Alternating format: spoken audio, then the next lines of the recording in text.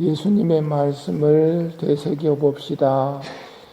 내가 너희에게 말한다. 누구든지 사람들 앞에서 나를 안다고 증언하면 사람의 아들도 하느님의 천사들 앞에서 그를 안다고 증언할 것이다. 그러나 사람들 앞에서 나를 모른다고 하는 자는 사람의 아들도 하느님의 천사들 앞에서 그를 모른다고 할 것이다.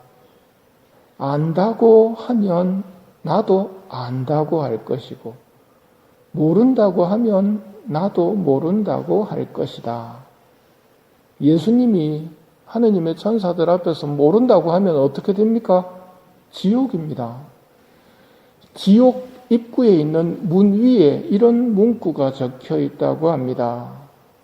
여기 들어오는 자여 모든 희망을 버려라. 이게 지옥의 특징입니다. 영원한 절망, 어떤 희망도 없는 이 절망과 반대되는 말이 뭘까요? 향주 3덕 가운데 망덕입니다. 희망의 덕이 우리 신자들이 지녀야 할 덕이거든요. 덕은 저절로 생깁니까? 청하고 구하고 그리고 갈고 닦아야 됩니까? 청하고 구하고 갈고 닦아야 됩니다. 지옥에 가는 이유는 예수님을 모른다고 하면 거기에 갑니다. 예수님을 안다고 하면 망덕을 지니고 천국에 갑니다.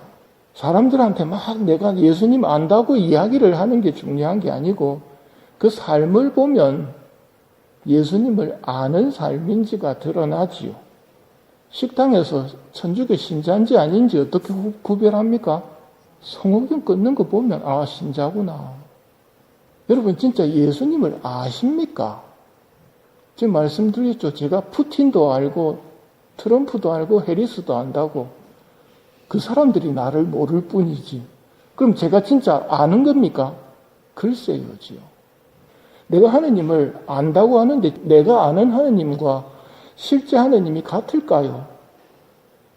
그래서 시험을 쳐보겠습니다. 시험 문제는 독서인 에페소서에서 3문제가 나갑니다. 첫 번째 문제. 에페소서가 말합니다. 우리 주 예수 그리스도의 하느님 영광의 아버지께서 여러분에게 지혜와 계시의 영을 주시어 여러분이 그분을 알게 되고 그분의 부르심으로 여러분이 지니게 된 희망이 어떤 것인지 알게 되기를 빕니다. 알게 되고 알게 되기를 빕니다 하고 말합니다. 단순하게 내 생각으로 상상하는 게 아니라는 말입니다. 실제 하느님을 알려면 아버지께서 성령을 주셔야 됩니다. 성령께서 알려주시는 하느님이 진짜 하느님입니다. 내 마음대로 하느님 그리면 그게 실제 하느님의 모습과 달라질 수 있다는 말입니다. 성령께서 그분을 알려주셔야 됩니다. 여러분이 알고 계신 하느님은 어떤 하느님입니까? 그게 실제 하느님일까요? 다음으로 하느님을 알게 되면 그분이 나를 부르셔서 존재한다는 것도 알게 됩니다. 지금 내가 여기 왜 있습니까? 어떻게 있습니까? 하느님이 부르셔서 여기 있는 겁니다. 내가 창조된 이유가 뭔가 그 부르심을 알아야 합니다. 나를 부르신 이유가 뭔지 에페소서는 말합니다. 그 부르심이 희망이라고. 하느님이 불러주셔서 지니게 된 희망이 어떤 겁니까? 하고 물으면 대답할 수 있어야 망덕을 지닌 사람입니다. 없었던 내가 있게 된 것은 하느님이 부르셔서인데 내가 왜 있을까? 나에게 하느님께서 희망을 주셨단 말입니다. 여러분이 지니게 된 희망이 뭡니까? 여기에 대해서 대답할 줄 모르면 신앙생활도 시들합니다. 두 번째 문제. 여러분이 받게 될 하느님 상속의 영광이 얼마나 풍성한지 알게 되기를 비는 것입니다. 죽고 나면 우리는 상속을 받습니다. 상속을 누구로부터 받습니까? 하느님으로부터 받습니다.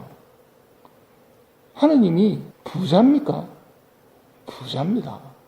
상속의 영광이 얼마나 풍성한지를 알아야 합니다. 그걸 성령께서 알려주시기를 빈다고 그러거든요. 내가 물려받을 상속의 영광이 돈이 아니고요. 이거는 비할 수 없는 겁니다.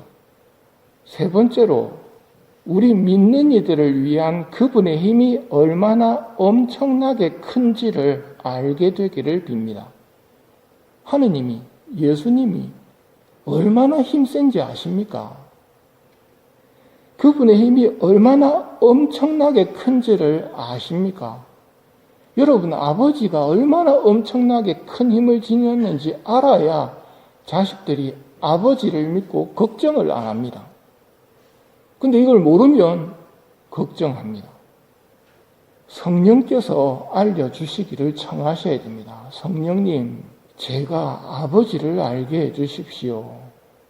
아버지를 알므로써 제가 지녀야 하는 희망이 무엇인지 알게 해주십시오. 내가 물려받게 될 영원한 상속의 영광이 얼마나 풍성한지를 알게 해주십시오.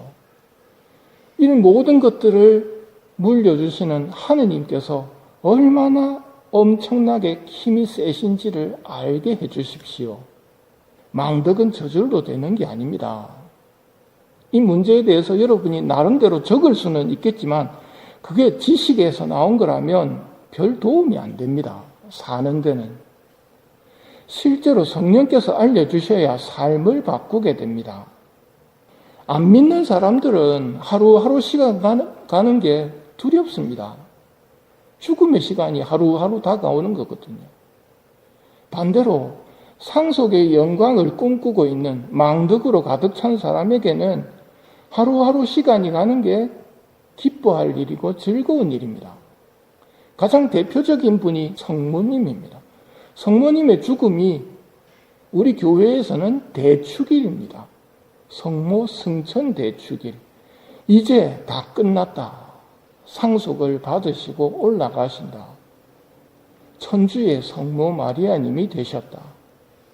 그러므로 올바른 신앙생활은 지식을 쌓는 게 아니라 덕을 쌓아야 됩니다. 신덕과 망덕과 애덕이 쌓여야 복된 희망을 품고 우리 주 예수 그리스도의 재림을 기다리기 때문입니다. 예수님의 가르침을 부끄러워해서는 안 됩니다. 나의 벗인 너희에게 말한다. 육신은 죽여도 그 이상 아무것도 못하는 자들을 두려워하지 마라. 누구를 두려워해야 할지 알려주겠다. 육신을 죽인 다음 지옥에 던지는 권한을 가지신 분을 두려워하여라. 그렇다. 바로 그분을 두려워하여라. 정말 두려워할 분 앞에서는 우리가 두려워하지 않습니다. 그분을 섬기는 게 우리의 목적인데 그분 앞에서는 아주 대범합니다. TV 녹화하는데 혹시 가보셨습니까? 찍소리 못하게 합니다. 그 찍소리 했다가는 완전히 찍혀버립니다. 누구를 두려워해야 되겠습니까? 지옥에 던지는 권한을 가지신 분을 두려워해야 되겠습니까? 방송국을 두려워해야 되겠습니까? 너희는 주의하여라. 모든 탐욕을 경계하여라. 아무리 부유하더라도 사람의 생명은 그 재산에 달려있지 않다. 너희 가운데 누가 걱정한다고 해서 자기 수명을 조금이라도 늘릴 수 있느냐?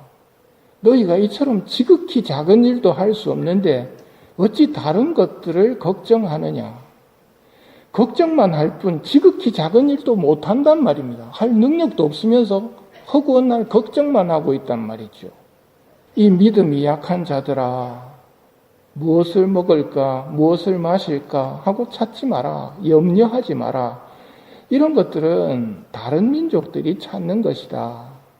너희 아버지께서는 이것들이 너희에게 필요함을 아신다. 오히려 너희는 그분의 나라를 찾아라. 그러면 이것들도 곁들여 받게 될 것이다. 너희들 작은 양떼야 두려워하지 마라. 너희 아버지께서는 그 나라를 너희에게 기꺼이 주기로 하셨다. 이 말씀들이 생생하게 새겨져 있어야 망덕을 가지게 됩니다. 하느님의 선한 뜻이 그 나라를 너희에게 기꺼이 주기로 하시는 분이라는 것. 그런데 그분을 모른다고 해버리면 내가 모든 복을 걷어차는 게 됩니다. 그분을 두려워하고 섬기게 되면 모든 복을 받게 됩니다. 나를 안다고 하면 나도 안다고 할 것이다. 그러나 모른다고 하면 나도 모른다고 할 것이다. 성령께서 그분의 힘이 얼마나 엄청나게 큰지를 깨닫게 해주셔서 아버지를 부름 그 하나만으로 걱정하지 않고 살아갈 수 있는 믿음을 청하도록 합시다.